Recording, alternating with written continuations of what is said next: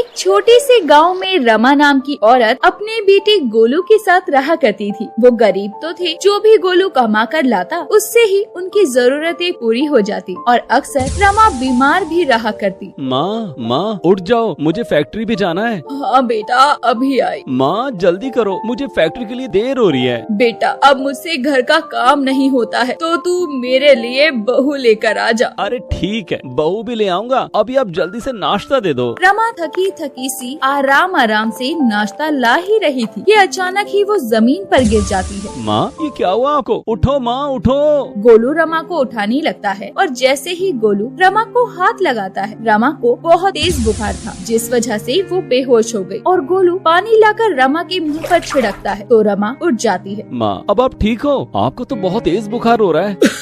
गोलू बेटा, ये बुखार तो मेरा पीछा छोड़ता ही नहीं, आज फिर से हो गया। अभी 3-4 दिन पहले तो आपको बुखार था और अब फिर से बुखार हो गया। आपको किसी डॉक्टर के पास जाना चाहिए। बेटा, शाम को तुम आओगे ना, तब हम डॉक्टर के पास चलेंगे। माँ शाम को नहीं, हम अभी डॉक्टर के पास चलेंगे। आपको बुखार तेज हो रहा है। गोलू रमा को डॉक्टर के पास लेकर जाता है और डॉक्टर रमा का चेकअप करते हैं। डॉक्टर साहब क्या हुआ है मेरी माँ को? ये सुबह नाश्ता लाते हुए गिर गई। आपकी माँ को बहुत तेज बुखार हुआ है और उन्हें किसी बात की चिंता अंदर ही अंदर खाई जा रही है। जितना जल्दी हो सके उनकी चिंता को दूर कीजिए, इससे उनकी सेहत में सुधार आएगा। जी डॉक्टर साहब। डॉक्टर वहाँ से चले जाते हैं और गोलू विनम्र आंखों से खड़े हुए अपनी माँ को देख रहा होता है। बेटा, तू मुझे ऐसे क्यों देख रहा है? क्या हुआ? माँ तुम्हें किस बात की चिंता है? गोलू, तुम ही नहीं पता मुझे किस बात की चिंता है? मेरी शादी की। आप ढूंढो लड़की, मैं शादी कर लूंगा। गोलू अपनी माँ की सेहत को लेकर बहुत परेशान होता है, इसीलिए वो शादी के लिए हाँ कर देता है। रमा उसे देखकर मुस्कुराती है। ये तो बहुत खुशी की बात है, मैं आज से ही लड़कियाँ देखना शुरू कर देती हूँ।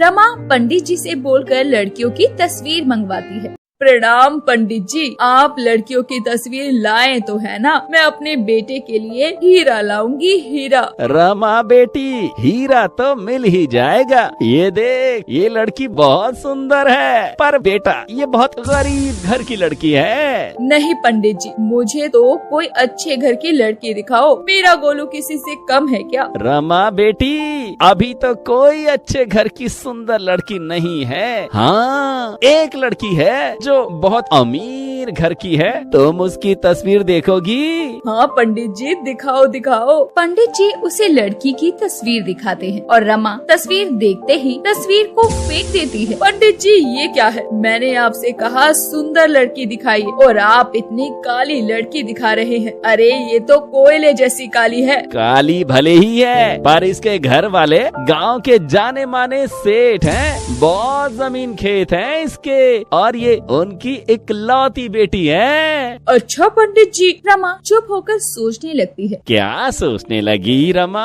लड़की हीरा है, हीरा।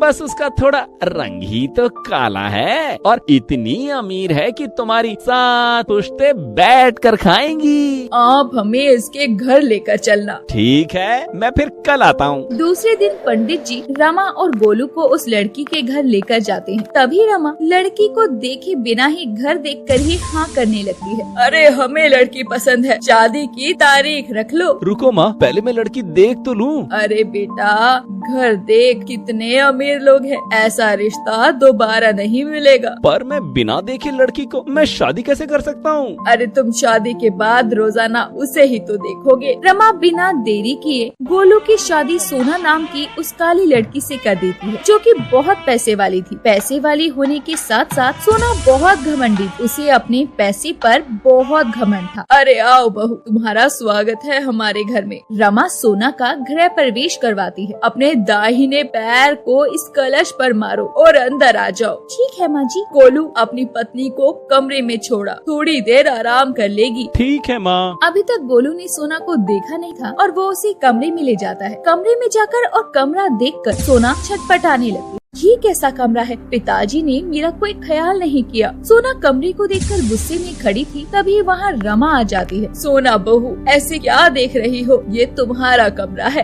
ये मेरा कमरा नहीं हो सकता। आपने इस कमरे की हालत देखी है? ऐसे कमरे में तो हमारे घर के नौकर भी नहीं होते। बेटा, अब तुम्हारी तरह पैसे वाले तो नहीं है ना। देखो मम्मी जी, मैं इस कमरे में नहीं रह सकती। इतना बोलकर सोना अपने पिताजी को कॉल मिलाती है और उन्हें बोलकर अपने कमरे को ठीक ठाक करा देती है। अब हुआ ना ये मेरे रहने लायक। रमा चुपचाप खड़ी हुई ये सब देख रही होती है। बेटा, तुम्हें ये सब नहीं करवाना चाहिए था। मम्मी जी, आप कुछ मत बोलिए। ये कमरा मेरे रहने लायक नहीं था। मेरा भी कोई स्टैंडर्ड है। रमा चुप हो जाती है। तभी वहाँ गोलू आ जाता है और सोना को देख लेता है। माँ, ये काली कौन है और मेरी सोना कहाँ गई? मैं ही सोना हूँ। ये नहीं हो सकता, तुम मेरी सोना नहीं हो।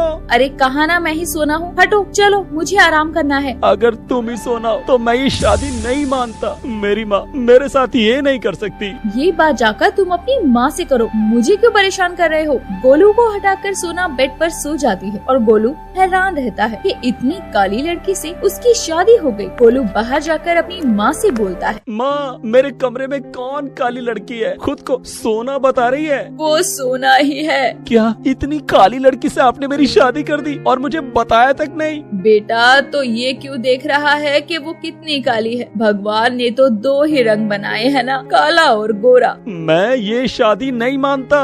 बेटा, तुझे सोना को अपनी पत्नी मानना ही होगा। भले ही वो काली है, पर तेरी उससे पूरे विधि विधान से शादी हुई है। माँ, तुमने उसे देखा है? कोयले से भी ज्यादा काली है। सब लोग क्या बोलेंगे? अरे तू लोगों को छोड़ बेटा, लोगों का तो काम ही बातें बनाना है। देख बेटा, अब तेरी शादी उससे हो गई है, वो तेरी जिम्मेदारी है। ठीक है। गोलू मान जाता है और दरवाजे पर खड़ी ये सब सोना सुन लेती है और उसे अपनी सोच और अपने बर्ताव पर शर्मिंदगी होती है और वो जाकर अपनी सास से माफी मांगती है। मम्मी जी, मुझे माफ कर दीजिए, मैंने आपको गलत समझा। तुम माफी क्यों मांग रही हो? मैं समझी नहीं। मुझे लगता था कि आपने सिर्फ मेरे पैसों के लिए मुझसे शादी करवाई है गोलू की, और आपको मेरी कोई परवाह नहीं है। अरे बेटा, तुम अब हमारे घर की बहू हो, हमारी इज्जत हो और गोलू की जिम्मेदारी हो। धन्यवाद मम्मी जी। सोना ने रमा के पैर छुए और रमा ने उसे आशीर्वाद दिया और अब खुशी खुशी सोना उनके साथ रहने लगी और उसने पैसों का घमंड भी छोड़ दिया।